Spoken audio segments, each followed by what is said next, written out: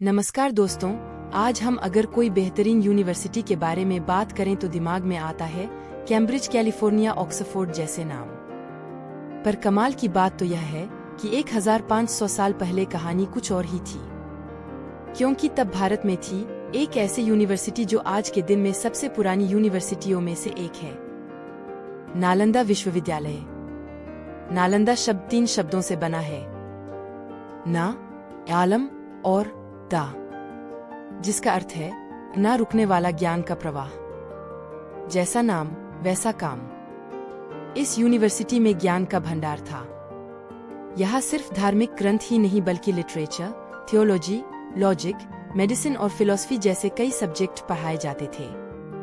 और हर एक सब्जेक्ट का भरपूर ज्ञान देने के लिए बनाई गई थी 9 मंजिला लाइब्रेरी। यह लाइब्रेरी 700 सालों तक सीख देती रही, लेकिन नालंदा ने कई बार हमलों के मार को भी झेला।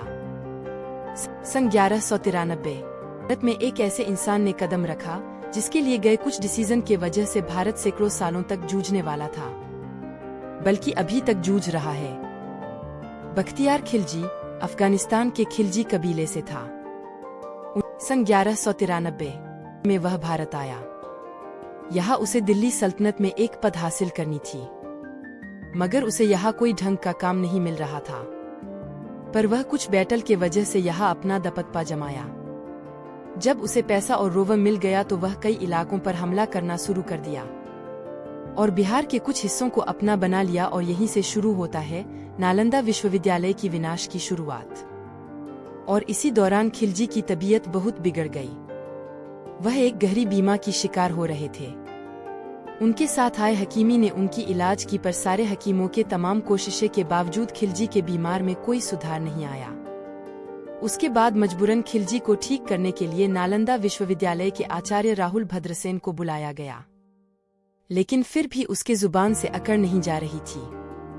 खिलजी ने आचार्य जी को यह तक चुनौती दे दी कि उनकी दी हुई कोई दवाई वह नहीं लेगा, और अगर वह सच में बुद्धिमान है तो उसे ठीक करके दिखाएं। और वह मान गए।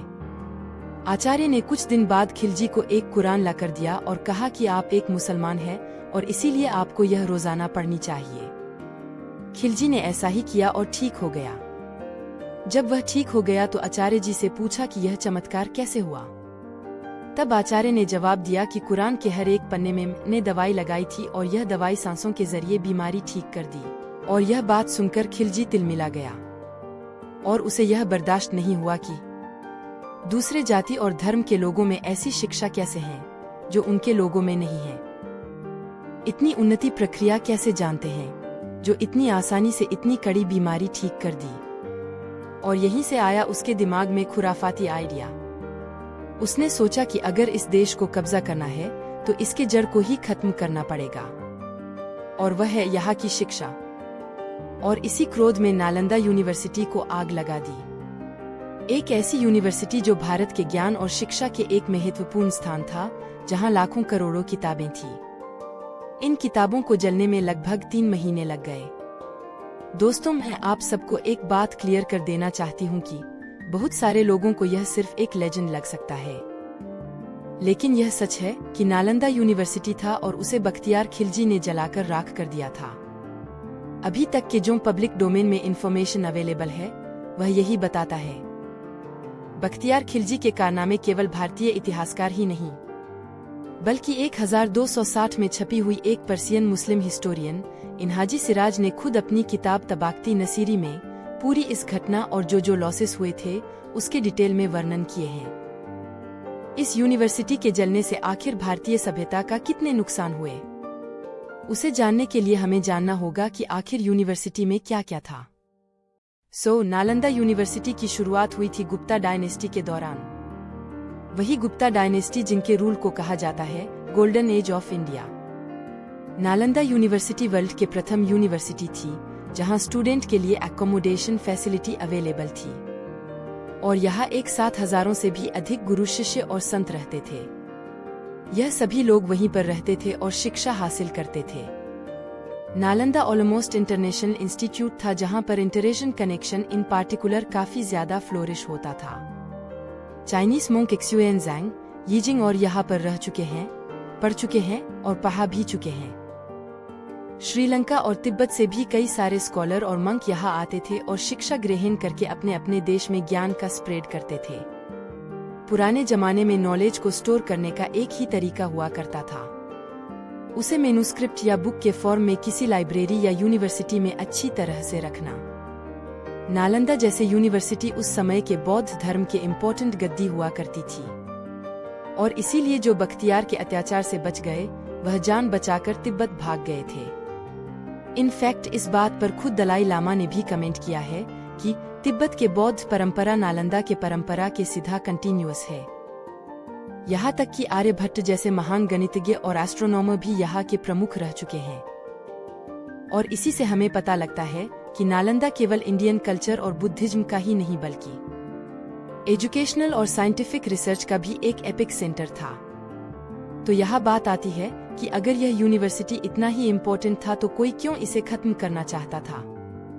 तो बात यही है कि यह बहुत इम्पोर्टेंट था, इसीलिए इसे नष्ट करना चाहते थे। इनफैक्ट यह सारे आक्रमणकारी का एक क्लासिक टेक्निक होता है।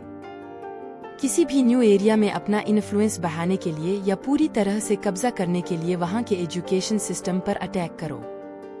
जो भी शिक्षा उनके पास है उसे डिस्ट्रॉय कर दो ताकि वह सभ्यता अपने पांव पर खड़ा ना हो सके। इस तकनीक को इंग्लिश में बुक बर्निंग भी कहते हैं, जहां पर सारी किताबों को पब्लिकली आग लगा दिया जाता है। अगर हम इसके इम्पैक्ट के बारे में बात कर तो बुक बर्निंग एक सभ्यता का विनाश का प्रतीक होता है। जब मंगोल ने अब्बासिद खलीफा से मिलिट्री सपोर्ट मांगा था और उन्होंने मना कर दिया था, तब मंगोलों ने अब्बासिद क्षेत्र पर एक विनाशकारी आक्रमण किया जिसने विशेष रूप से अब्बासिद खलीफा के पतन को प्रभावित किया।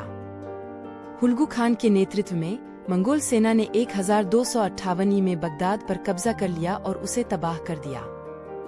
यह घटना अब्बासिद खलीफा के लिए एक महत्वपूर्ण झटका थी जिसने कभी भी अपनी पूर्व ताकत पूरी तरह से हासिल नहीं की। मंगोलों ने न केवल अंतिम अब्बासिद खलीफा को मार डाला बल्कि इस्लामी शिक्षा और विद्वता के केंद्र हाउस ऑफ विजडम को भी नष्ट कर दिया।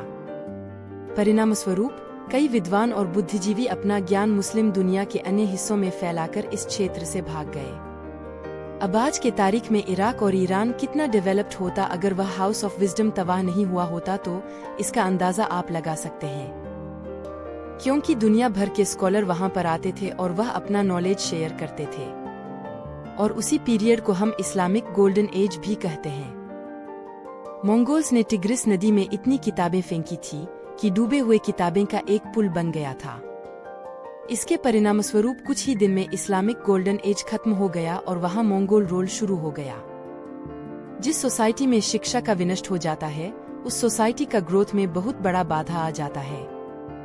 इसीलिए सभी आक्रमणकारी इस तकनीक का यूज करते थे। यहाँ तक कि अंग्रेजों ने जब इंडिया में आए थे तो उन्होंने भी इंडियन आइडियोलॉजी और कल्चर को जड़ से खत्म करना चाहते थे। ब्रिटिश के आने से पहले तक हमारे यहाँ गुरुकुल के प्रक्रिया थे। क्योंकि ब्रिटिशर्स को हम पर राज करना था, इसीलिए लॉर्ड मैकॉले ने तय किया कि अगर भारत पर रूल करना है तो यह लोगों को दिखाना होगा कि भारतीय शिक्षा व्यवस्था नीच है और ब्रिटिश शिक्षा व्यवस्था उन्नत है।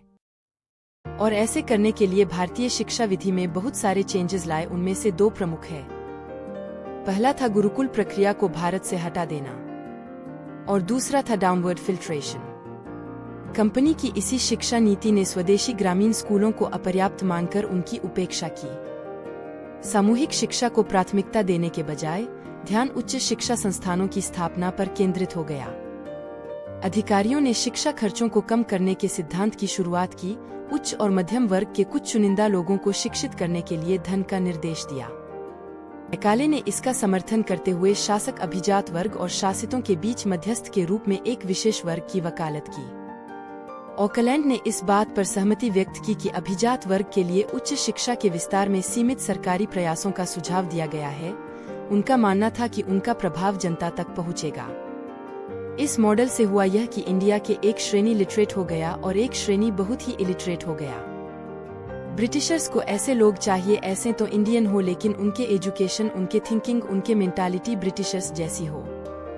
और इसके लिए ब्रिटिश ने बेस एजुकेशन इम्प्लीमेंट की। मैकॉले ने अपने फादर के पास से एक चिट्ठी लिखी थी जहां पर उन्होंने साफ साफ लिखा था कि इंडियन के शिक्षा व्यवस्था बदलने में सफल रहे। जिसे भी भारतीय ने ब्रिटिश शिक्षा व्यवस्था ग्रहण की है, वह कभी भी अपने जाति, धर्म और कल्चर से नहीं जुड़ पाया है। और अगर ऐसा ही चलता रहा तो 30 सालों में इस एजुकेटेड क्लास में एक भी हिंदू नहीं बचेगा। ए कॉलोनी जैसा चाहा आज तक वैसा ही हो रहा है। आज तक हमारी शिक्षा व्यवस्था पहले की रूट से नहीं जुड़ पाई है, क्योंकि आज तक कई सारे इंटेलेक्चुअल एंड हिस्टोरियन हमें सच्चाई से कोसों दूर रखना चाहते हैं।